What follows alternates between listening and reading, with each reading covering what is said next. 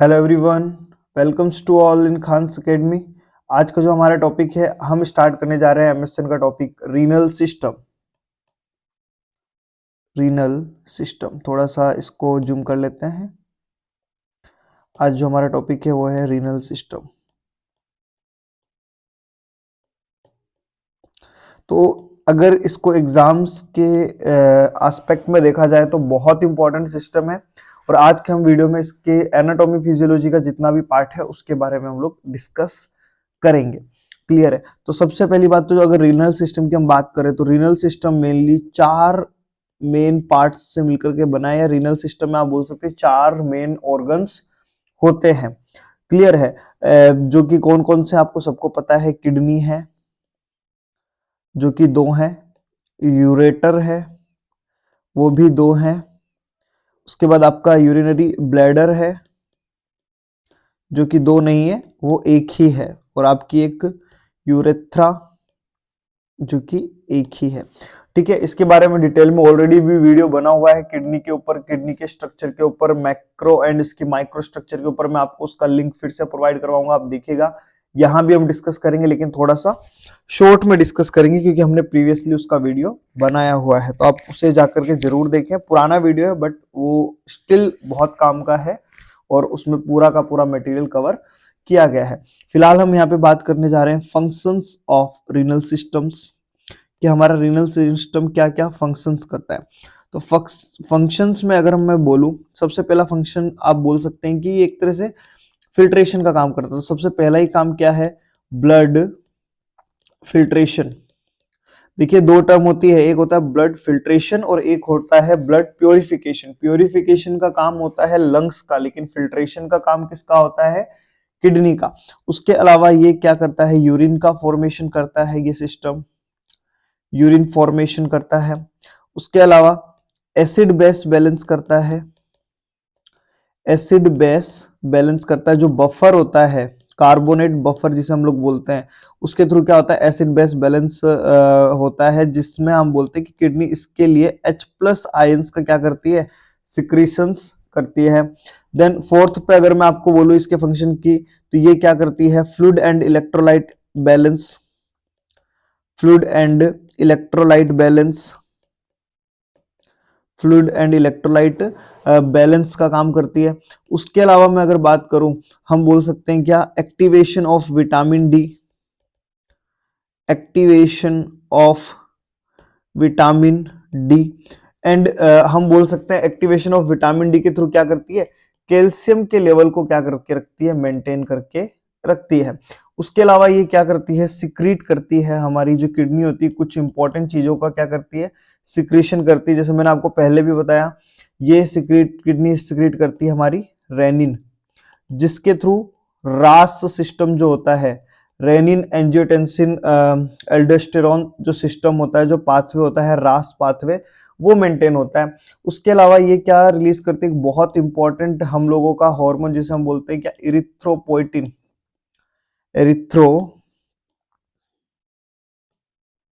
Erythropoietin, जो कि क्या करता है? ब्लड को बनाने में, नाम से पता चल रहा है आरबीसी को बढ़ाने के लिए। अगर मान लो आप ऐसी जगह पे गए हैं जहां पे आपको ऑक्सीजन की नीड ज्यादा है, तो किडनी अपने आप इरिथ्रोपोइटिन रिलीज करके आरबीसी की अमाउंट को क्या कर देगी? बढ़ा देगी, है ना। या और ये इरिथ्रोपोइटिन क्या करती है? स्टिमुलेट करती है हमारे बोन मेरो को, और बोन मेरो क्या कर देती है? आरबीसी का प्रोडक्शन बढ़ा देती है। या कभी आपके बॉडी में हाइपोक्सिया की कंडीशन हो रही है, आप हाई एरियाज के ऊपर जा रहे हैं, जो हमारी बॉडी कंपनसेट करती है ना, होम्योस्टेसिस करती है, वो इसके थ्रू ही करती है ना। तो ये इरिथ्रोपोइटिन का भी सिक्रेशन करती है। उसके अलावा मैंने आपको बता दिया H+ आयन का सिक्रेशन करती है, जिसके थ्रू क्या होता है? एसिड बेस बैलेंस, या जिसे हम बफर बोलते हैं, वो मेंटेन होता है। उसके अलावा ब्लड यूरिया नाइट्रोजन का एलिमिनेशन या फिर होम्योस्टेसिस का भी ये काम करती है। हम बोल सकते हैं क्या? Blood urea nitrogen elimination,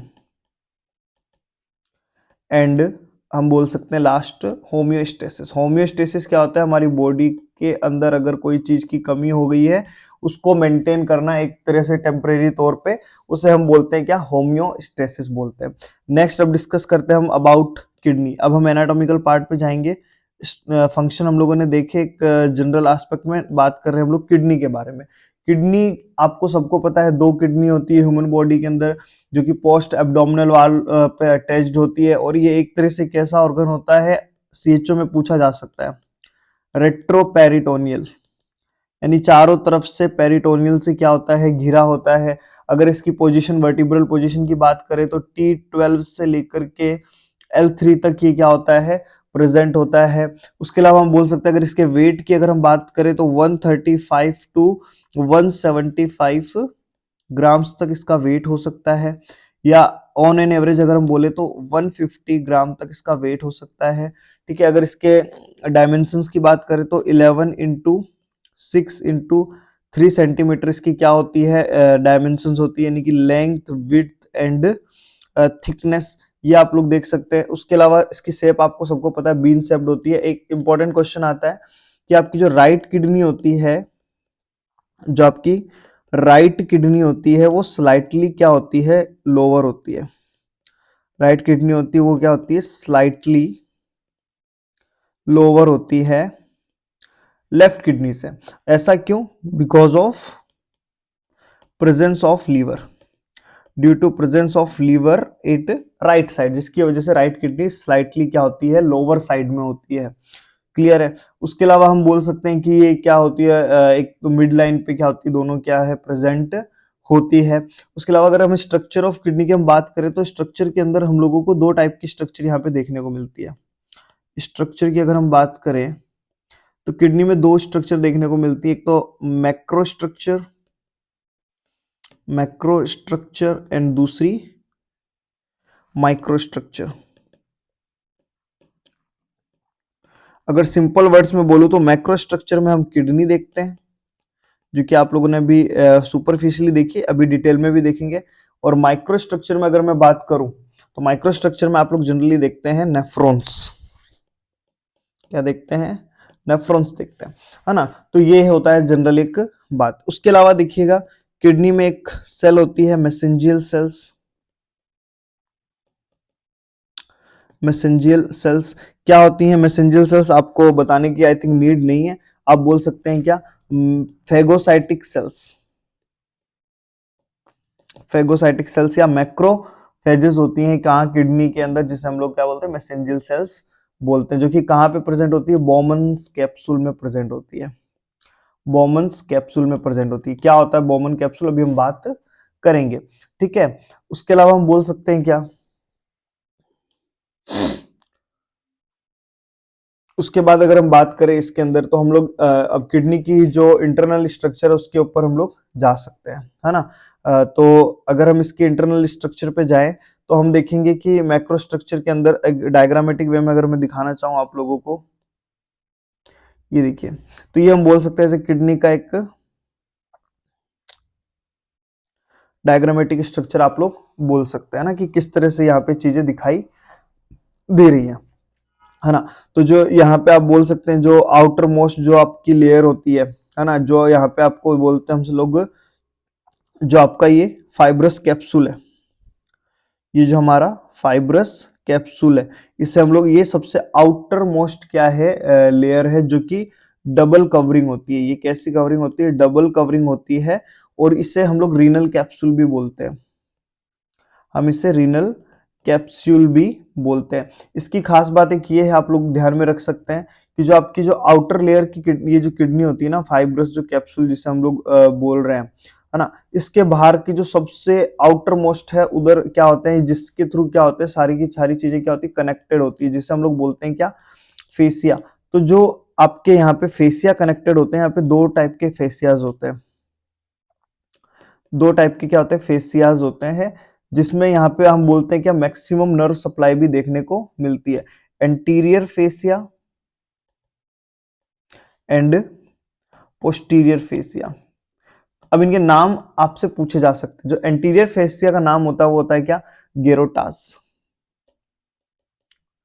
गेरोटास fascia. And जो पोस्टीरियर फेसिया होता है इसका नाम होता है क्या, जुकरलैंड। इसका नाम क्या होता है, जुकरलैंड। गेरोटास एंड जुकरलैंड। आई होप आप लोगों को ये दोनों नाम याद रहेंगे। एंटीरियर का नाम है गेरोटास, पोस्टीरियर का नाम है जुकरलैंड। देन अगर हम बात करें इसके अंदर और बाकी सारे ऑर्गन्स की, देखिए यहाँ पे नाम लिखा हुआ है और आई होप आप लोगों को सबको पता भी होगा। जनरली जो आउटर पार्ट होता है इससे हम लोग क्या बोलते हैं, रीनल कॉर्टेक्स बोलते हैं, इनर वाले को रीनल मेडुला बोलते हैं। देन इसके बाद में इन रीनल जो आपका जो कॉर्टेक्स पार्ट होता है इसके अंदर क्या प्रेजेंट होते हैं, जो हम बोल सकते हैं कि ये किस कलर का, कॉर्टेक्स किस कलर का होता है, आपका व्हाइटिश येलो कलर का आपको दिखाई देता है। व्हाइटिश येलो कलर का ये आपको दिखाई देता है। उसके अलावा जो आपका मेडुला होता है, इस मेडुला के अंदर क्या होते हैं, रीनल पिरामिड्स होते हैं। कितने रीनल पिरामिड्स हो सकते हैं, 10 से 12 रीनल पिरामिड्स देखने को मिल सकते हैं। ठीक है, और ये रीनल पिरामिड्स किससे कनेक्टेड होते हैं, हम बोलते हैं इन्हें पेपिली के थ्रू क्या होते हैं, यानी जो इनकी ओपनिंग होती है ना, जो इनकी जो ओपनिंग होती है इसे हम लोग क्या बोलते हैं, पेपिली। हम इसे क्या बोलते हैं, जो आपके रीनल पिरामिड्स की ओपनिंग होती है उसे हम पेपिली बोलते हैं। अब पेपिली कनेक्टेड होती है किसके थ्रू, आपके माइनर कैलिक्स के थ्रू, एंड देन बहुत 2-3 माइनर कैलिक्स मिलकर के बनाते हैं क्या, major calyx. And major calyx आगे चल के कहाँ पे ओपन होता है, रीनल पेल्विस के अंदर। रीनल पेल्विस एंड लास्ट में कहाँ पे, आपके यूरेट्रा के अंदर ओपन हो जाता है। उसके अलावा रीनल आर्टरी और रीनल वेन यहाँ पे आप लोग देख सकते हैं। तो ये एक होती है आउटर स्ट्रक्चर। उसके बाद एक इंपॉर्टेंट चीज और होती है, आप जब भी किडनी देखते हैं किडनी के ऊपर एक ग्लैंड भी प्रेजेंट होती है ना, बहुत इंपॉर्टेंट ग्लैंड होती है जिसे हम लोग बोलते हैं ना, जो इमरजेंसी कंडीशन में हमारे हेल्प करती है ना। उस ग्लैंड का नाम होता है क्या, एड्रिनल ग्लैंड, या जिसे हम लोग सुप्रारीनल ग्लैंड के नाम से जानते हैं, सुप्रा रीनल ग्लैंड के नाम से जानते हैं, जिसे हम लोग सुप्रारीनल ग्लैंड के नाम से भी जानते हैं। अब ये सुप्रारीनल जो ग्लैंड होती है आपकी, देखिए अगर मैं इसकी आपको स्ट्रक्चर दिखाना चाहूँ, ये देखिएगा किस तरह से प्रेजेंट होती है, इस तरह से ऊपर साइड में प्रेजेंट होती है। इसमें भी दो पार्ट होते हैं आपके, कॉर्टेक्स एंड मेडुला। इसमें भी आपके दो पार्ट होते हैं, कौन से, एक कॉर्टेक्स है एंड मेडुला है। अब यहाँ पे जो कॉर्टेक्स वाला जो पार्ट है इसकी भी देखो 3 लेयर दिखाई दे रही है। कॉर्टेक्स की भी कितनी लेयर होती है, 3 लेयर होती है। कौन कौन सी, नाम लिखिएगा, जोना ग्लोमेरुलोसा। जो ये जोना ग्लोमेरुलोसा है वो क्या है, आप लोगों को यहाँ पे देखने को मिल सकती है, जोना ग्लोमेरुलोसा। सेकंड आपकी जो लेयर होती है वो कौन सी, zona fasciculata, zona fasciculata. And आपकी जो लास्ट आप लेयर बोल सकते हैं क्या, तीसरी layer, zona reticularis, zona reticularis. अब ये तीनों ही क्या है, अलग अलग हॉर्मोन्स क्या करती हैं, सिक्रीट करती है। तो जो जोना ग्लोमेरुलोसा होती है वो किसका सिक्रेशन करती है, एल्डोस्टेरोन का, एल्डोस्टेरोन का सिक्रेशन करती है। जोना फेसिकुलेटा कोर्टिकोस्टेरॉइड का सिक्रेशन करती है, कोर्टिकोस्टेरॉइड का सिक्रेशन करती है। और जो जोना रेटिकुलरिसा होती है वो क्या है, सेक्स हॉर्मोन्स, सेक्स हॉर्मोन से उनका रिलीज करती है। और जो आपका मेडुला पार्ट है, जो आपका मेडुला पार्ट है ये दो हार्मोन रिलीज करता है, कौन से, एड्रेनलिन, जिसे एपिनेफ्रिन भी बोलते हैं, और नोर एड्रेनलिन, नोर एड्रीनलिन। क्लियर है, तो ये आपको देखने को मिल सकते हैं क्या, यहाँ पे आपके जो एड्रिनल ग्लैंड के बारे में कुछ इंपॉर्टेंट चीजें थोड़ा सा आप लोग ध्यान में रख सकते हैं। क्लियर है। देन नेक्स्ट अगर मैं बात करूं, आपकी किडनी एक बहुत इंपॉर्टेंट सिस्टम की मैंने आगे बात की थी फंक्शन के अंदर, रास सिस्टम क्या होता है ना, रास,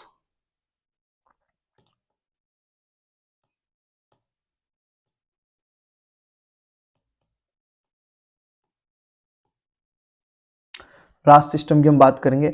इमेज के थ्रू हम देखेंगे रास सिस्टम।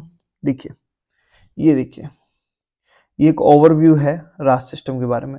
देखिए रास सिस्टम में क्या होता है एक्चुअल में, रास सिस्टम में होता ये है, देखिए ये आपकी जो यहाँ पे स्ट्रक्चर है ना, जैसे ये यहाँ पे किडनी बनी हुई है, लंग्स बने हुए, तो इनका सबका क्या रोल होता है। रास सिस्टम कब एक्टिवेट होगा, जब कभी भी मान लीजिए ऐसी सिचुएशन आती है जिसमें क्या होता है, आपका ब्लड वॉल्यूम क्या हो जाता है, कम हो जाता है, या हाइपोटेंशन हो जाता है ना, ब्लड वॉल्यूम कम हो जाता है, हाइपोटेंशन होता है, या हाइपोक्सिया की कंडीशन होती है, या किसकी कंडीशन होती है, हाइपोक्सिया की कंडीशन होती है। तो उस कंडीशन में जो आपका किडनी है वो क्या रिलीज करती है, वो एक हार्मोन रिलीज करती है, और ये कहां से, आपकी juxta glomerulus cell, JG cell से क्या होता है, रेनिन रिलीज होता है, और ये रेनिन क्या करता है, एंजियोटेंसिन को क्या करता है, रिलीज करवाता है। ठीक है, जो आपका जो, और ये एंजियोटेंसिन जो फर्स्ट होता है ये कहां से रिलीज होगा, ये आपके लीवर से रिलीज होगा, है ना। यहाँ पे लीवर नहीं है, लीवर में क्या प्रेजेंट होगा, एंजियोटेंसिनोजन प्रेजेंट होगा, जो इनएक्टिवेट फॉर्म में होता है, जो किसको फॉर्मुलेट करवा देगा, एंजियोटेंसिन फर्स्ट को। अब ये एंजियोटेंसिन फर्स्ट ब्लड में है, और जब भी ब्लड में जाएगा तो फिर जब लंग्स जैसे ही देखेगा कि यार ब्लड के अंदर एंजियोटेंसिन फर्स्ट है, तो लंग्स के अंदर एक एंजाइम होता है आप लोगों का ACE, यही तो ड्रग्स आती है ACE इनहिबिटर, वही ड्रग है ना, ये एंजियोटेंसिन कन्वर्टिंग एंजाइम होता है। तो ये एंजियोटेंसिन कन्वर्टिंग एंजाइम जो ACE होता है वो एंजियोटेंसिन फर्स्ट को किस में कन्वर्ट करता है, एंजियोटेंसिन सेकंड के अंदर। और ये एंजियोटेंसिन सेकंड अब क्या करता है, अलग अलग तरीके से क्या करता है, काम करता है। किस तरह से, एंजियोटेंसिन सेकंड पहले तो एक तरफ तो क्या करवा देता है, वेसो कॉन्स्ट्रिक्शन करवा देता है, पूरी के पूरी जितनी भी ब्लड वेसल्स हैं वो क्या कर देता है, कॉन्ट्रैक्ट करवा देता है, जिसके थ्रू कहीं ना कहीं अगर ब्लड क्या है, ब्लड जो प्रेशर है वो कम है, वो वापस से BP क्या हो जाता है, इंक्रीज हो जाता है ना। जैसे आप अगर पाइप का मुंह आगे से मोड़ देंगे तो प्रेशर बढ़ जाता है ना, उसी तरह से, है ना। तो जिसकी वजह से स्पीड भी बढ़ जाएगी। दूसरा ये काम करेगा किसके ऊपर, आपके हाइपोथैलेमस के थ्रू जाकर के पिट्यूटरी पे काम करेगा, और पिट्यूटरी से क्या रिलीज करवा देगा, ADH, यानी कि आपकी ADH क्या करेगा, रिलीज करवा देगा एंटी डायूरेटिक हार्मोन, यानी कि एंटी डायूरेटिक हार्मोन बोलेगा कि भैया यूरिन को पतला करना कम करो, वाटर का लॉस को रोको, वाटर को बॉडी में ही रहने दो, है ना। उसके अलावा हम बोल सकते हैं क्या, एल्डोस्टेरोन का भी क्या हो जाएगा, सिक्रेशन यहाँ पे देखने को आपको मिल रहा है ना, जो कि क्या करता है, रीअब्जॉर्प्शन करवाता है वाटर एंड सोडियम का, है ना। ये किसका आपको हम बोल सकते हैं क्या, वाटर एंड सोडियम का रीअब्जॉर्प्शन करवाता है। पोटेशियम को क्या करता है, एक्सक्रीट करवाता है। बल्कि जो आपका ADH होता है वो सिर्फ और सिर्फ क्या करवाता है, वाटर का अब्जॉर्प्शन करवाता है। तो ये क्या है, आपको कुछ कुछ काम यहाँ पे देखने को मिलते हैं। ये इसे शॉर्टेस्ट फॉर्म में मैंने आप लोगों को क्या है, रेनिन एंजियोटेंसिन एल्डोस्टेरोन सिस्टम पढ़ा दिया है ना। तो ये थोड़ा सा आप लोग ध्यान में रख सकते हैं, है ना। तो अब इन सब चीजों से क्या होता है, BP वापस से अप हो जाता है। चलिए, उसके अलावा हमने एक फंक्शन देखा था भैया ACE, कि भैया आपका जो हमारा हम बोल सकते हैं जो ACE, जो एसिड बेस बैलेंस था, वो किस तरह से देखने को मिलता है। तो एसिड बेस बैलेंस के लिए भी अगर मैं आपको डायग्रामेटिक वे में बताना चाहूँ, ये देखिए हमारे बॉडी में ये सिस्टम चलता है। मैंने बोला था ACE के काम के लिए हमारा कौन सा, H+, हमारी किडनी कौन सा आयन रिलीज करती है, H+, जब कभी भी नीड होती है। तो बॉडी में जब कभी भी यहाँ पे क्या है, आपका कार्बोनेट बढ़ रहा है, तो वहां पे क्या है, H+ सिक्रीट होगा, और वो किस में, कार्बोनिक एसिड में कन्वर्ट हो जाएगा, और ये कार्बोनिक एसिड लंग्स में जाकर के H2O एंड CO2 में क्या होगा, डिवाइड होगा, और CO2 रेस्पिरेशन के थ्रू एग्जिट हो जाएगी, और H2O अंदर बॉडी में काम आ जाएगा। तो इस तरह से क्या है, ये हमारा एसिड बेस बैलेंस भी रेगुलेट हो जाता है। आई होप आपको ये समझ में आया होगा। चलिए, नेक्स्ट हम अब बात कर रहे थे कि माइक्रो स्ट्रक्चर की हम बात कर लेते हैं। माइक्रो स्ट्रक्चर, तो माइक्रो स्ट्रक्चर अगर मैं आपको शॉर्ट में अगर मैं बताना चाहूँ, आप क्योंकि इमेज भी देख लीजिए और वैसे भी पढ़ लेंगे हम लोग, ये देख लीजिए।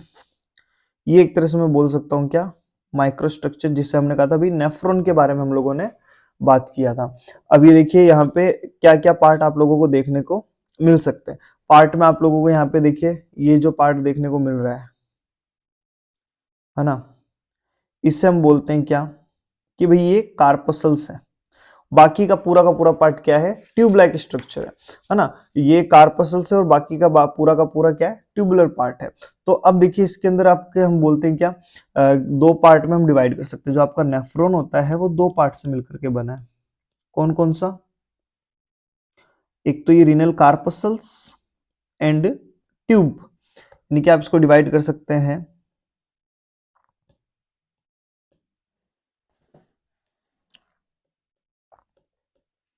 Renal corpuscles and renal tubules.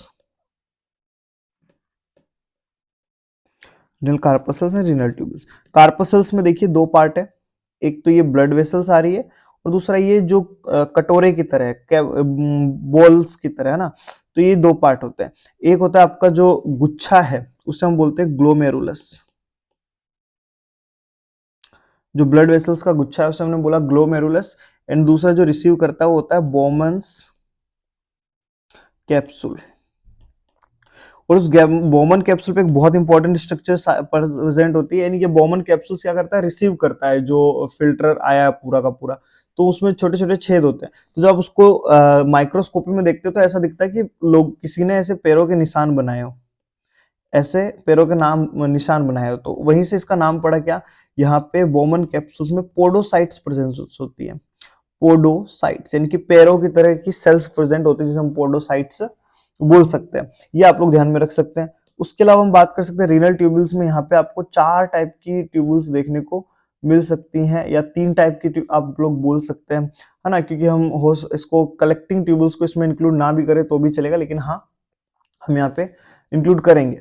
तो इसमें सबसे पहले पीसीटी जो पास में है, प्रोक्सिमल कॉन्वोलेटेड ट्यूबल्स। उसके फिर बाद में आता है लूप ऑफ हेलने या हेलनेस लूप, लूप ऑफ हेलने। देन आती है आपकी DCT, distal convoluted tubules, and last में होती है कलेक्टिंग डक्ट्स, कलेक्टिंग डक्ट्स। तो इस तरह से आपकी क्या होती है स्ट्रक्चर यहाँ पे देखने को मिलती है। ये देखिए आप पूरा तरह से देख सकते हैं कॉर्टेक्स में क्या है और देन मेडुला के अंदर क्या क्या प्रेजेंट है, यानी जो आपके ग्लोमेरुलस ये बाहर ही साइड है। चलिए नेक्स्ट हम बात करते हैं, ये हमने स्ट्रक्चर देख ली नेफ्रॉन की। नेक्स्ट हम बात करते हैं formation of urine, urine formation.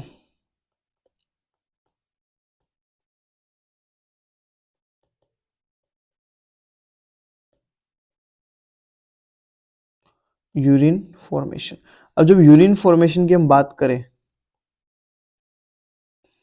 Urine formation में आपको एक चीज यहाँ पे मेनली 3 स्टेप्स देखने को मिलते हैं।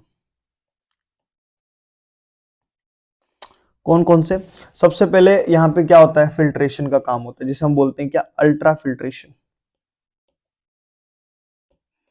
अल्ट्रा फिल्ट्रेशन, फिल्ट्रेशन होने के बाद में सेलेक्टिव रीअब्जॉर्प्शन, यानी कुछ काम की चीजों को वापस से अंदर ले लिया जाएगा, सेलेक्टिव रीअब्जॉर्प्शन, काम की चीजों को वापस से अंदर ले लिया जाएगा। एंड फिर कुछ चीजों को जो काम की नहीं है उनको वापस से एक्सक्रीट भी कर दिया जाएगा, जिसे हम बोलते हैं ट्यूबुलर एक्सक्रीशन। जो वेक्स्ड प्रोडक्ट है वो यहाँ पे आकर के क्या हो जाएंगे, मिल जाएंगे यूरिन में बाहर जाने के लिए। तो सबसे पहला जो काम है जो क्या है, अल्ट्रा फिल्ट्रेशन। देखिए प्यारे से नोट्स बने जा रहे हैं, ये एक दिन आप लोगों को मिल भी जाएंगे।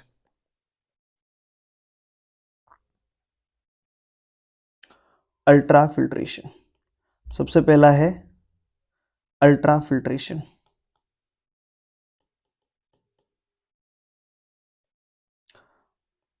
इसका अगर मैं डायग्रामेटिक वे में दिखाना चाहूँ आप लोगों को प्रोसेस, ये देखिए कुछ इस तरह से होगा हमारा अल्ट्रा फिल्ट्रेशन। देखिए यहाँ पे आपको बहुत काम की चीजें मिलेगी भी, अल्ट्रा फिल्ट्रेशन के लिए कौन कौन सी चीजें रिस्पॉन्सिबल है। तो यहाँ पे अल्ट्रा फिल्ट्रेशन होने के लिए 2 चीजें रिस्पॉन्सिबल है। एक तो ये स्ट्रक्चर देखिए, यहाँ से डायमीटर ज्यादा है और यहाँ पे कम है, जहां से एंटर होती है उसे बोलते हैं अफरेंट आर्टीरियल्स, एंड जो बाहर निकलती है उसे हम बोलते हैं इफरेंट आर्टीरियल्स। तो जब अंदर आ रही है और बाहर निकल रही है तो यहां से क्या है, मान लो ये देखिए पेन है, यहां से पतला कर दिया, यहां से मोटा कर दिया, तो यहां से प्रेशर, यहाँ पे प्रेशर की वजह से क्या होगा, फ्लूइड स्टे करेगा, फ्लूइड स्टे करेगा तो प्रेशर लगेगा, जिसकी वजह से नीचे की तरफ क्या हो जाएगा, फिल्ट्रेशन हो जाएगा। क्लियर है। तो ये पहला रीजन होता है क्या, कि अफरेंट एंड इफरेंट आर्टीरियल्स के डायमीटर के अंदर फर्क। देन दूसरा जो रीजन होता है वो होता है net filtration pressure, NF, NFP, जो नेट फिल्ट्रेशन प्रेशर यहाँ पे देखने को मिलता है वो होता है क्या, 10 mm of Hg, 10 mm of Hg, या बोला जा सकता है 1.3 किलो पास्कल। ठीक है, 1.3 किलो पास्कल, जिसकी वजह से पहला रीजन तो क्या था, अफरेंट आर्टीरियोल्स का इफरेंट आर्टीरियल से डायमीटर ज्यादा होना, पहला रीजन तो ये। और दूसरा रीजन क्या है, नेट फिल्ट्रेशन प्रेशर। जनरली यहाँ पे आपको देखो ये एक प्रेशर यहां से जाएगा और एक प्रेशर यहां से जाएगा, तो इन सब के कैलकुलेशन के बाद जो आप लोगों का प्रेशर मिलता है वो मिलता है हम लोगों को क्या, नेट फिल्ट्रेशन प्रेशर, जो कि होता है 10 mm ऑफ Hg। डिटेल में आप लोग देखेंगे जब आपका प्रीवियस वीडियो आप देख लीजिएगा, वहां पे आप लोगों को ये मिल जाएगा, है ना, किस तरह से ये NFP निकाला गया। बट हाँ, अभी के लिए ध्यान रखिए नेट फिल्ट्रेशन प्रेशर कितना होता है, 10 mm ऑफ Hg। क्लियर है। नेक्स्ट, अब जब इस फिल्ट्रेशन के थ्रू आपकी जो फिल्ट्रेशन होता है उसके थ्रू हम लोग क्या देखते हैं भाई, इसकी रेट क्या होती है, तो जो ग्लोमेरुलस फिल्ट्रेशन रेट होती है, GFR बोलते हैं हम लोग, जिसे बहुत इंपॉर्टेंट क्वेश्चन है CHO एग्जाम में, तो मतलब पूछा जा सकता है, इजी क्वेश्चन है। तो हमें सबको पता है GFR कितनी होती है, 125 ml पर मिनट, 125 ml पर मिनट। और अगर इसको डे में कन्वर्ट किया जाए तो ये अप्रोक्स आती है 180 litre per day, 180 litre per day. और इसका सिर्फ कुछ ही परसेंट क्या होता है, हम बोल सकते हैं अप्रोक्स 10% ही क्या होता है, एक्सक्रीट होता है ना। क्योंकि देखो ये देखो फिल्टर तो इतना हो गया, है ना। अब 180 लीटर अगर फिल्टर हो गया एक दिन के अंदर, अब 180 लीटर तो हम लोग यूरिन नहीं करते, यूरिन कितना करते हैं, अप्रोक्स 1.5 लीटर, है ना। 1.5 लीटर से 2.5 लीटर, या हम बोल सकते हैं 2600 ml ही होता है ना, मैक्सिमम हम बोल सकते हैं। तो 1.5 लीटर के आसपास हम एक्सक्रीट करते हैं, यानी अप्रोक्स 10% ही एक्सक्रीट कर पा जाते हैं। तो अभी बाकी का बचा हुआ कहाँ गया, तो वो बाकी का बचा हुआ आपकी जो प्रोसेस मैंने आपको बताई, कौन सी, ये देखिए, ये लास्ट में अल्ट्रा फिल्ट्रेशन में तो 180 लीटर आ गया, लेकिन सेलेक्टिव रीअब्जॉर्प्शन में वापस भी चला गया, है ना। तो वो चीज यहाँ पे आप लोगों को समझनी है। तो GFR कितनी होती है हमारी, 125 ml पर मिनट होती है, डे में देखा जाए तो 180 लीटर पर डे, लेकिन एक्सक्रीट उसका कुछ 10% के अप्रोक्स होती है, यानी कि 1.5 टू 2.5 लीटर के आसपास क्या होता है, हमारा यूरिन पास आउट होता है। सेकेंड प्रोसेस थी सेलेक्टिव रीअब्जॉर्प्शन। सेलेक्टिव रीअब्जॉर्प्शन,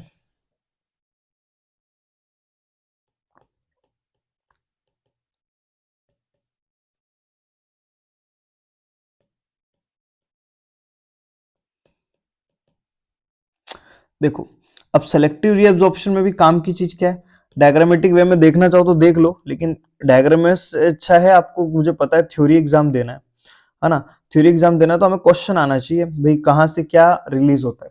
यहाँ पे देखो, अगर आप देखेंगे, देखो यहाँ पे ये येलो कलर में आपको पूरा ये ट्यूबल्स दे दी गई है, देखिए ग्रीन से फिल्ट्रेट हो रहा है, ये सारी चीजें यहाँ पे दे रखी हैं। मैंने डायग्राम में नहीं लिखूंगा, मैं आप लोगों को सीधा सीधा क्वेश्चन बताता हूँ भाई कहाँ से क्या क्वेश्चन बन सकता है। ठीक है, तो सेलेक्टिव रीअब्जॉर्प्शन में देखिएगा, सबसे पहले तो अप्रोक्स हम बोलते हैं 65 से 70 के आसपास तो क्या होता है, रीअब्जॉर्प्शन हो जाता है।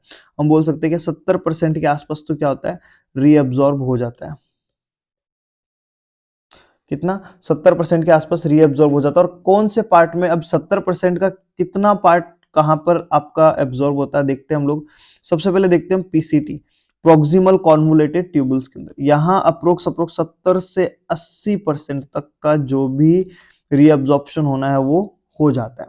ठीक है, और इसी हम लोग बोलते हैं कि भैया मैक्सिमम रीअब्जॉर्प्शन होता है यहाँ पे। PCT में क्या होता है, मैक्सिमम रीअब्जॉर्प्शन होता है, क्वेश्चन है ये एग्जाम का, रीअब्जॉर्प्शन, कॉम्पिटिटिव एग्जाम का क्वेश्चन है कि मैक्सिमम रीअब्जॉर्प्शन कहाँ होता है, PCT में होता है।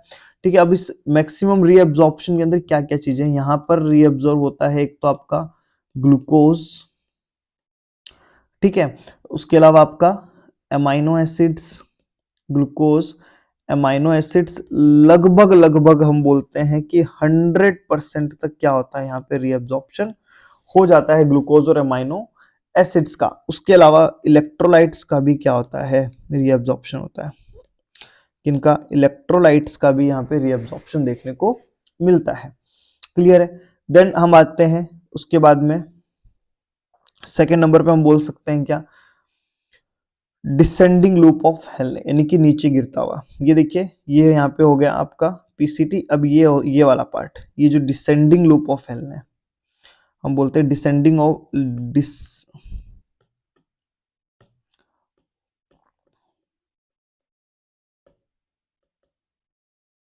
डिसेंडिंग लूप ऑफ हेल्ने। डिसेंडिंग लूप ऑफ हेल्ने में आप लोग देखेंगे कि आपका यहाँ पे क्या होता है, मैक्सिमम वाटर रीअब्जॉर्प्शन होता है, maximum water reabsorption, water reabsorption. ये भी इंपॉर्टेंट क्वेश्चन है कि मैक्सिमम वाटर रीअब्जॉर्प्शन का है आपका डिसेंडिंग लूप ऑफ हेल्ने में। अब यहाँ पे जो फ्लूइड होता है वो कैसा हो जाता है, जब वाटर का रीअब्जॉर्प्शन हो गया तो ऑब्वियस सी बात है, कंसंट्रेशन बढ़ गई है, तो हम बोलते हैं कि हाइपरटोनिक फ्लूइड होता है। यहाँ पे कैसा फ्लूइड होता है, हाइपरटोनिक होता है। ये भी एग्जाम का क्वेश्चन है। चलिए नेक्स्ट हम बात करते हैं डिसेंडिंग के बाद में ऊपर जाता हुआ, ये वाला इसकी बात होगी। अब इसकी बात करते हैं, यानी कि ascending loop of हेल्ने।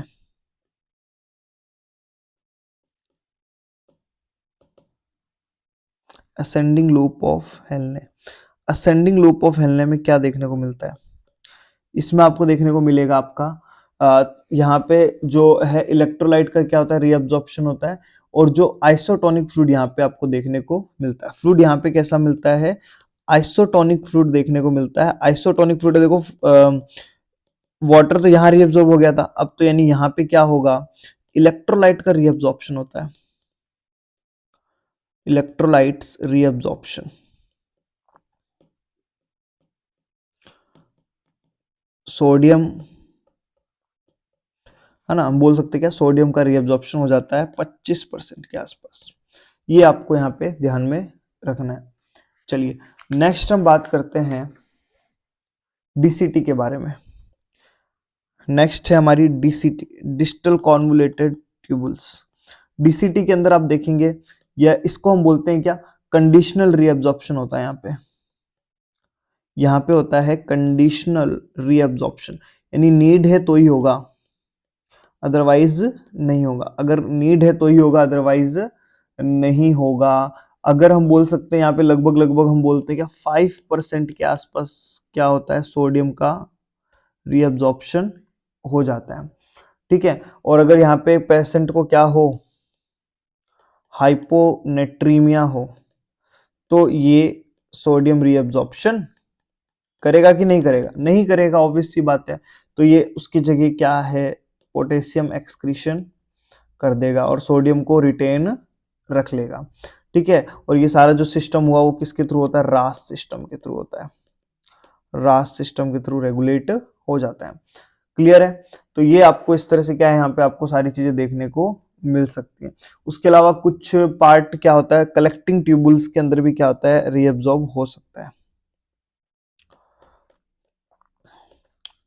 Collecting tubules, collecting tubules में आपको क्या देखने को मिल सकता है, हम बोल सकते हैं 2% से 3% तक क्या होता है, 2 to 3% तक सोडियम एंड वाटर रीअब्जॉर्प्शन हो सकता है, रीअब्जॉर्प्शन देखने को मिल सकता है यहाँ पे। Is that clear. चलिए उसके अलावा आप देखो, यहाँ पे आपके जो एल्डोस्टेरोन है, पोटेशियम है, इन सब का क्या होता है, रोल रहता है ना। डिटेल में आप लोग यहाँ पे भी नहीं जाएंगे हम लोग, क्योंकि हमें थोड़ा सा रिवीजन के तौर पे देख रहे हैं, लेकिन आप जब थ्योरी पढ़ें बुक के अंदर तो अच्छे से उसको पढ़ें कि भी किस तरह से वहां पे सारी चीजें होती हैं।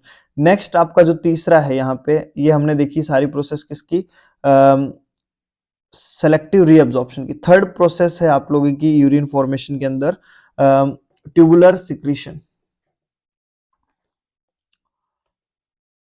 Third process is tubular secretions. अब इस ट्यूबुलर सिक्रीशंस में क्या होगा, ट्यूबुलर सिक्रीशंस के अंदर होता है मेनली जो आपका यहाँ पे क्या है, हम बोल सकते हैं 96% तो क्या होता है, वाटर होता है इस सिक्रीशन में। यानी यहाँ पे जब यूरिन एक्चुअल फॉर्म में पहुंचा 96% वाटर होता है, 2% यहाँ पे आपको यूरिया मिल जाता है, 2% के अंदर आपको यहाँ पे बाकी की चीजें creatinine, creatinine, uric acid, oxalate, या फिर अदर वेस्ट क्या होते हैं यहाँ पे, अदर वेस्ट प्रोडक्ट यहाँ पे क्या होते हैं, एक्सक्रीट हो जाते हैं, जो कि यूरिन के अंदर, यूरिन के थ्रू क्या होता है, बाहर आ जाते हैं। क्लियर है? चलिए आगे बात करते हैं। ट्यूबुलर सिक्रीशंस, यहाँ पे ये सारा क्या है यहाँ पे आपको देखने को मिल जाता है। तो ये आप लोगों को समझ में आया, आई होप आप लोगों को समझ में आ गया होगा। उसके अलावा ब्लड सर्कुलेशन भी हम लोग देख सकते हैं, ब्लड सर्कुलेशन भी देख लीजिए। By the way previous video में जो है उसमें सब कुछ है, बट फिर भी एक बार देख लीजिए ब्लड का क्या पाथवे है यहाँ पे। तो ब्लड सबसे पहले तो क्या है, रीनल आर्टरी के थ्रू आएगा। किसके थ्रू आएगा? रीनल आर्टरी के थ्रू आएगा। कहाँ पे? सेगमेंटल आर्टरी में। सेगमेंटल आर्टरी में आने के बाद किस में पहुंचा? लोबुलर आर्टरी के अंदर, लोब्स के अंदर, है ना। एक किडनी में अप्रोक्स 7 to 8 लोब्स देखने को मिलते हैं। अगर आपसे कोई पूछे तो 7 लोब्स आप लोग बोल सकते हैं। जितने पिरामिड उतने ही लोब्स आप बोल सकते हैं, 7 से 12 के आसपास देखने को मिल सकते हैं। ठीक है। उसके बाद arcuate artery, arcuate artery, arcuate artery जो क्या है, एंटर हो गई है किडनी के अंदर as a afferent and efferent बनाने के लिए। फिर afferent arterioles, glomerulus, glomerulus, glomerulus से efferent, efferent arterioles, and efferent से आपकी पेरिट्यूबुलर आर्टरीज, जो पूरे के पूरे नेफ्रॉन, जहां से एब्जॉर्प्शन, रीअब्जॉर्प्शन, एक्सक्रीशन ये सारी हो रही है, जिससे यानी जो पूरे नेफ्रॉन के चारों तरफ होती है, इसे हम बोलते हैं पेरिट्यूबुलर, पेरिट्यूबुलर आर्टीरियो, आर्ट्रियोल्स, ना। कैपिलरीज टाइप ही होता है जो कि पूरे नेफ्रॉन की तरफ, तभी तो होगा एक्सक्रीशन का काम, सिक्रेशंस का काम। जो वाटर एब्जॉर्प्शन हो रहा है आसमान में थोड़ी ना होगा या स्पेस में थोड़ी ना होगा, ब्लड में ही होगा। तो उनके साथ में सारी क्या होती है, अटैच्ड होती है। फिर ये आर्टरीज ओपन हो जाती है किसमें? पेरिट्यूबुलर, पेरिट्यूबुलर वेन्स के अंदर। और ये पेरिट्यूबुलर वेन्स लास्ट में ओपन हो जाती हैं क्या, आप बोल सकते हैं क्या, रीनल वेन्स के अंदर, रीनल वेन्स के अंदर। तो इस तरह से पूरा का पूरा सर्कुलेशन यहाँ पे चलता है। डिटेल में आप लोग प्रीवियस वीडियो में देख लेना, मैं आपको लिंक दे दूंगा। चलिए, ये होता है किसके बारे में, ब्लड सप्लाई के बारे में। उसके बाद अगर इसके बारे इसमें देखें तो हमने मोटा मोटा चीजें के बारे में हमने पढ़ लिया। अब थोड़ा डिस्कस कर लेते हैं कुछ और चीजों के बारे में, यूरेटर्स वगैरह के बारे में। देखिए यूरेटर क्या होती है आपको पता है सब लोगों को सॉरी, यूरेटर आप सब लोगों को पता है, तो डिस्कस करेंगे इसके बारे में शॉर्ट के अंदर। भाई ये पाइप लाइक स्ट्रक्चर है, कहां से, दो नंबर में दो होती है, kidney to, kidney to urinary bladder, है ना। और ये जो आपकी जो ट्यूबलाइक जो है, ये किडनी से निकलती है, कहां से, रीनल पेल्विस से निकलती है ना। और ये जो पार्ट होता है हाइलम के थ्रू होते हुए कहां पहुंच जाती है, ब्लैडर में एंट्री कर जाती है।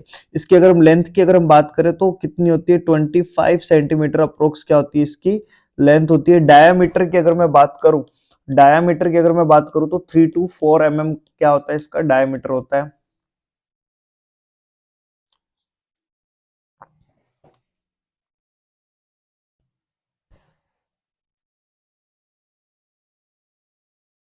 3 to 4 mm क्या देखने को मिलता है आपको, इसका डायमीटर देखने को मिलता है। अब अगर मैं इसके स्ट्रक्चर में बात करूं, इसके लेयर्स की, इसके लेयर्स की, तो यहाँ पे 3 लेयर्स आप लोगों को देखने को मिल सकती है। सबसे जो आउटर मोस्ट है उसे हम बोलते हैं क्या, फाइब्रस लेयर, इसे हम लोग बोलते हैं क्या, फाइब्रस लेयर। सेकेंड होती है हम लोग बोलते हैं स्मूथ मसल लेयर, ताकि जिससे क्या हो, पूरी की पूरी उसमें जो पेरास्टालसिस मूवमेंट है वो हो सके। हम बोल सकते हैं smooth muscles layer. And the inner side होती है वो होती है हमारी ट्रांजिशनल एपिथेलियम, जिसमें क्या होती है, स्ट्रेच होने की कैपेसिटी होती है। ये देखने को मिलती है इसके स्ट्रक्चर में।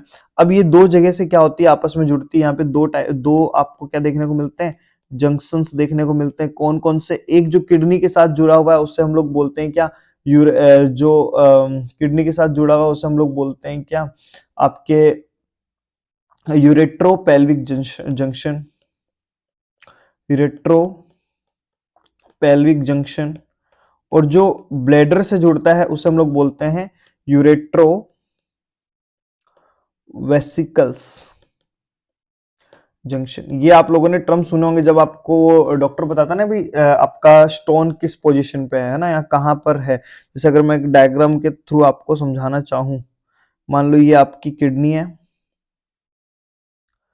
ठीक है, और ये आपका यूरिनरी ब्लैडर है। तो ये जो जंक्शन है ना, ये जो जंक्शन है इसे हम लोग बोलते हैं क्या, यूरेट्रो वेसिकुलर जंक्शन, यूवीजे। इसे हम लोग बोलते हैं क्या, यूरेट्रो पेल्विक जंक्शन, यूपीजे, है ना, uretero pelvic junction and uretero vesicles junction. Is that clear? तो उसके बाद क्वेश्चन आता है भी ये नेरो किस साइड में होता है, तो इसका जो पार्ट है वो नेरो किधर होता है आपका, जब ये कहाँ पे ब्लेडर से जुड़ता है ना। तो यहाँ पे जो आपका अटकने का चांस होता है स्टोन का, वो कहाँ पे होता है, वेसिकल साइड में होता है ना। इस तरफ क्या होता है, नेरो होता है, इस तरफ क्या होता है, थोड़ा सा डायमीटर ज्यादा देखने को मिलता है। और इस जो यहाँ पे आपकी जो ये यूरेटर है, यहाँ पे अपर साइड में हम बोलते हैं, पेल्विक साइड में क्या होती है, एक सेल होती है जिसे हम बोलते हैं काजल सेल या कज्जल सेल, आप लोग बोल सकते हैं काजल सेल। इसका काम क्या होता है, ये यूरेटर के अंदर पेरिस्टालसिस पेरिस्टालसिस मूवमेंट के लिए रिस्पॉन्सिबल होती है। कौन सी सेल, काजल सेल है, जो अपर साइड में होती है, पेल्विस की तरफ देखने को मिलती है। Is that clear? चलिए नेक्स्ट हम बात करते हैं, हमने बात कर ली किसके बारे में,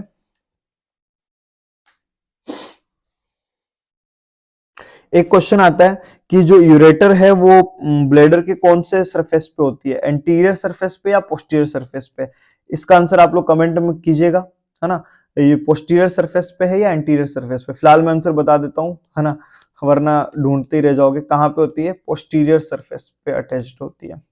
जो जंक्शन होते हैं वो कहाँ पे होते हैं, पोस्टीरियर सरफेस के ऊपर होते हैं। नेक्स्ट हम बात करने जा रहे हैं किसके बारे में, यूरिनरी ब्लैडर के बारे में।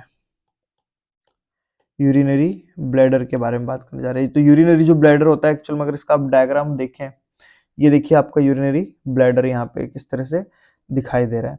अभी फीमेल ब्लैडर बोला है, कोई बात नहीं, कोई फर्क नहीं पड़ता, हम ऐसे ध्यान में रख लेंगे एक बार। इसके अंदर ये भी कैसा होता है, पियर शेप्ड होता है ना, पियर शेप्ड आपको ये देखने को मिल सकता है। यहाँ पे इसकी अगर हम कैपेसिटी की बात करें, तो इसकी कैपेसिटी होती है अप्रोक्स 1 लीटर के आसपास। 1 लीटर की इसकी कैपेसिटी होती है। ऐसा नहीं कि 1 लीटर है तो 1 लीटर यूरिन आएगा, नहीं, यूरिन पहले ही आते सेंस आकर के वॉइड हो जाता है। लेकिन हाँ, 1 लीटर इसकी क्या होती है, टोटल कैपेसिटी होती है। और ये क्या करता है, यूरिन का रिजर्वोयर की तरह काम करता है। किस तरह से, रिजर्वोयर की तरह काम करता है। इसके अंदर भी क्या है, मसल्स, जो आपको जो लेयर्स देखने को मिलती हैं वो भी कितनी लेयर्स है, 3 लेयर्स आप लोगों को यहाँ पे देखने को मिलेंगी। कौन कौन सी लेयर्स हैं वो, ये है। इसमें भी सबसे पहले क्या, कौन सी, फाइब्रस लेयर होती है ना, फाइब्रस लेयर होती है। जो इनर होती है वो होती है कौन सी, मस्कुलर लेयर, जिसमें यहाँ पे जो मसल्स होती है उसमें कॉन्ट्रेक्शन की प्रॉपर्टी होती है, जिससे हम लोग स्पेसिफिक टाइप ऑफ मसल्स के नाम से जानते हैं, जिसे हम बोलते हैं डेक्सट्रूसर मसल। डेक्सट्रूसर मसल्स, कौन सी, डेक्सट्रूसर मसल्स, जिससे क्या होती है, ये कॉन्ट्रैक्ट हो सकती है, कॉन्ट्रैक्ट हो सकती है ना, वरना तो भैया यूरिन आता अटक जाता, किडनी में इंफेक्शन के चांसेस होते हैं। लेकिन हाँ, यूरिन आता रहता है और वो ब्लैडर क्या होता है, एक्सटेंड होता रहता है, कॉन्ट्रैक्शन भी होता है, रिलैक्सेशन भी हो सकता है। उसके अलावा रिलैक्सेशन के लिए जो यहाँ पे जो अंदर साइड में है, वहां पे भी एक बहुत ही अलग टाइप की एपिथीलियम, जिसे हम लोग बोलते हैं क्या, ट्रांजिशनल एपिथीलियम। और इस एपिथीलियम में ये खास बात होती है कि ये क्या करती है, स्ट्रेच की, स्ट्रेचेबल होती है, ठीक है। उसके बाद यहाँ पे आपकी जो ये ब्लैडर है, इसमें 2 ओपनिंग देखने को मिलती है, आपको पता चल गया। 2 यूरेटर की ओपनिंग है और एक यूरेथ्रा की ओपनिंग है। तो ये जो आपकी जो ओपनिंग है, ये ओपनिंग क्या बनाती है, एक ट्राइगोन बनाती है, जिसे ट्राइगोन बॉडी के नाम से भी जानते हैं, फिर ट्राइगोन ऑफ ब्लैडर भी बोलते हैं। ये देखिए, है ना, तो ये ट्राइगोन बन रहा है एक, तो हम इसे बोलते हैं क्या, trigon of body, trigon of body के नाम से हम इसे जानते हैं। क्लियर है? अब देखिए यहाँ पे जो ओपनिंग मैंने आपको बता दी, 3 ओपनिंग है टोटल, तीन ओपनिंग है, कौन कौन सी वो आप लोगों ने देख ली, दो तो है यूरेटर की एंड एक है आपकी यूरेथ्रा की। अब जो आपके यहाँ पे हम बोलते हैं कि यहाँ पे स्फिंक्टर कितने होते हैं, तो यहाँ पे स्फिंक्टर भी आपको दो टाइप के स्फिंक्टर देखने को मिलते हैं, है ना। कौन कौन से स्फिंक्टर देखने को मिलते हैं, सोचो अगर यूरिन यहाँ पे आ गया और ब्लैडर भर जाता तो बैक फ्लो हो जाता, और बैक फ्लो को रोकने के लिए हम लोग क्या करते हैं, स्फिंक्टर यहाँ पे यूज में आ जाते हैं, है ना। तो ये जो स्फिंक्टर है यहाँ पे आपको दो तो एक तो कौन सा, यूरेट्रो वेसिकल, यहाँ पर जो स्फिंक्टर देखने को मिलेगा उसका नाम होगा क्या, यूरेट्रो यूरेट्रो वेसिकल वेसिकल्स स्फिंक्टर। और ये स्फिंक्टर एक्चुअल में होते क्या है, हम सिंपल वर्ड्स में बोले तो सर्कुलर मसल्स ही होती हैं, सर्कुलर मसल्स होती हैं, है ना। और दूसरा जो हो सकता है हम लोग बोल सकते हैं ये वाला, जो यूरेटर में दो टाइप के स्फिंक्टर होंगे, जो एक होगा कौन सा, internal urethral sphincter, internal urethral urethral sphincter, क्या होगा, इंटरनल यूरेथ्रल स्फिंक्टर यहाँ पे प्रेजेंट होगा। क्लियर है, तो ये बात हो गई किसके बारे में, इंपॉर्टेंट बातें किसके बारे में, हमारे ब्लैडर के बारे में। नेक्स्ट है हमारा यूरेथ्रा। अगर यूरेथ्रा के बारे में डिस्कस करेंगे तो यूरेथ्रा के अंदर आपको बोल सकते हैं हम लोग ये क्या होता है, यूरिन को क्या करता है, ब्लैडर से आउटर एनवायरनमेंट में क्या करता है, पास आउट करता है, ब्लैडर टू आउटर तरफ क्या करता है, पास करता है। इसकी अगर हम लेंथ की बात करें तो मेल में अलग है और फीमेल में अलग है। मेल में क्या होता है, लॉन्ग होती है और फीमेल में शॉर्ट होती है। मेल में अप्रोक्स 20 से 25 सेंटीमीटर के आसपास की देखने को मिल सकती है, और फीमेल में कितनी, 4 टू 5 सेंटीमीटर के आसपास होती है, कितनी, 4 टू 5 सेंटीमीटर। इसी वजह से यूटीआई के चांसेस क्या होते हैं, फीमेल में ज्यादा होते हैं एज कंपेयर टू मेल। ठीक है, अब इसकी भी स्ट्रक्चर की अगर मैं बात करूं तो यहाँ पे भी कितनी लेयर है, 3 लेयर है। स्ट्रक्चर के अंदर भी यहाँ पे कितनी लेयर है, इसकी 3 लेयर्स यहाँ पे देखने को मिलती है। सबसे वही पहली फाइब्रस लेयर, दूसरी होती है आप बोल सकते हैं क्या, ब्लड वेसल्स की लेयर, ब्लड वेसल्स की लेयर, एंड तीसरी हम बोल सकते हैं कि ट्रांजिशनल एपिथेलियम, ट्रांजिशनल एपिथेलियम की यहाँ पे भी लेयर आपको देखने को मिल सकती है। ठीक है, इसमें आपको दो टाइप के क्या देखने को मिलते हैं, स्फिंक्टर देखने को मिल सकते हैं। स्फिंक्टर आपको दो देखने को मिल सकते हैं, कौन कौन से, एक तो इंटरनल एंड दूसरा external sphincter, external and internal sphincter यहाँ पे आपको देखने को मिल सकते हैं। तो जो आपका जो स्फिंक्टर होते हैं, है ना, एक्सटर्नल यूरेथ्रल जो स्फिंक्टर होता है वो किसके थ्रू रेगुलेट होते हैं, हम बोल सकते हैं क्या, ये वाला आपका क्या होता है, जो क्या है, इनवॉलेंट्री रहता है जनरली, लेकिन जो आपका आउटर होता है वो क्या होता है, वॉलेंट्री होता है, नेचर में वॉलेंट्री होता है, और जो रेगुलेट होता है किससे, आपके सिंपैथेटिक नर्वस सिस्टम से, सिंपैथेटिक नर्वस सिस्टम से, है ना। तो ये आप लोगों को ध्यान में रखना है। अब देखिए यहाँ पे एक प्रोसेस होती है मिक्चुरेशन की प्रोसेस।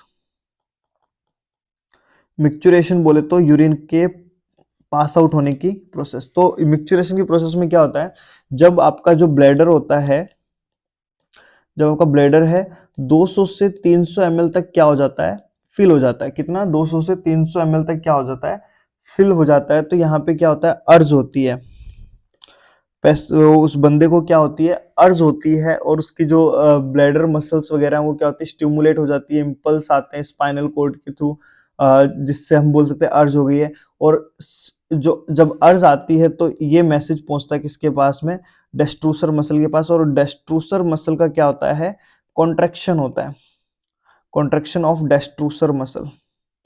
डेस्ट्रूसर मसल किसकी थी, आपके ब्लैडर में थी, जो क्या करती है, कॉन्ट्रैक्शन का काम करती है। और क्या करेगी, जैसे ही कॉन्ट्रैक्शन करेगी तो जो इंटरनल आपका जो यूरिथ्रा है ना, जो इंटरनल स्फिंक्टर है वो क्या हो जाएगा, इंटरनल स्फिंक्टर क्या हो जाएगा, रिलैक्स हो जाएगा। ये क्या हो जाएगा, रिलैक्स हो जाएगा, और यूरिन फ्लो हो जाएगा किसके अंदर, यूरेथ्रा के अंदर। और जब यूरिन यूरेथ्रा के अंदर फ्लो हो गया तो हाँ यह क्या होगा, ओपन होगा क्या, external sphincter, and external sphincter होते ही क्या हो जाएगी, वॉइडिंग हो जाएगी। है ना। तो इस तरह से क्या होता है, पूरी प्रोसेस होती है ब्लैडर 200 से। इंपॉर्टेंट यहाँ पे जो क्वेश्चन पूछा जाएगा वो है कि भाई अर्ज कब स्टार्ट होती है, स्पाइनल कॉर्ड तक मैसेज कब पहुंचता है, वो कब 200 से 300 ml के ऊपर पहुंच जाता है। ये नॉर्मल होता है। और अगर यही जो वॉल्यूम है अगर 400 से 600 के बीच में हो, 400 से 600 ml पहुंच जाए तो इररेजिस्टिबल हो जाता है, रेजिस्ट नहीं कर पाएंगे, अपने आप ही वॉइडिंग हो जाएगी। आई होप आपको ये चैप्टर समझ में आया होगा रीनल सिस्टम के बारे में। ये हमने आज डिस्कस कर लिया anatomy and physiology renal system की। नेक्स्ट वीडियो में मिलेंगे उसके diagnosis and disease condition. Very very important chapter है, ध्यान में रखिएगा, थोड़ा सा इसको पढ़ते रहिएगा, रिवीजन मांगता है ये चैप्टर बहुत बार, और शॉर्ट और स्वीट तरीके से रिवीजन कीजिएगा। बहुत सी चीजें इसके अंदर डिस्कस करेंगे हम आगे डिजीज कंडीशन के अंदर, जब हम पैथोफिजियोलॉजी पढ़ेंगे तो और भी चीजें हमें इसके बारे में पता चलेगी। वीडियो पसंद आया हो, अगर नॉलेज मिला हो तो लाइक कीजिए, शेयर कीजिए, चैनल को सब्सक्राइब कीजिए, अपने कलीग्स के साथ में, अपने जो नॉन है उन लोगों के साथ में शेयर कीजिए और इसका फायदा उठाइए। मिलते हैं नेक्स्ट वीडियो में, तब तक के लिए बाय।